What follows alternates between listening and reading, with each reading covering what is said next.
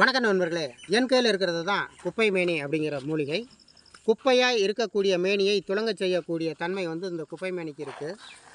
சளி சார்ந்த பிரச்சனை, அதாவது நுரையீரல் சார்ந்த பிரச்சனை இருக்கிறவங்களுக்கு இந்த இலைச்சாரை வந்து உள்ளுக்கு கொடுக்கும்போது அந்த கர்ரு புருன்னு உள்ளே இருந்து சவுண்டு வரும், ஆனால் சளி வெளியே வராது. அப்படி இருக்கிறவங்களுக்கு இந்த மூலிகை சாரை வந்து அவங்க தேக ஆரோக்கியம் பொறுத்து தரும்போது அந்த சளி கழிவுகள் கரைஞ்சி ஒரு 10 நிமிஷத்துக்குள்ள கட்டியாக வெளியே வந்துடும்.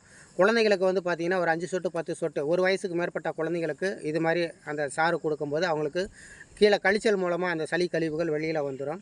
அடுத்தது பெண்களுக்கு பார்த்திங்கன்னா இந்த தாடி மீசையெல்லாம் முளைக்கும் ஆண்களை போலவே.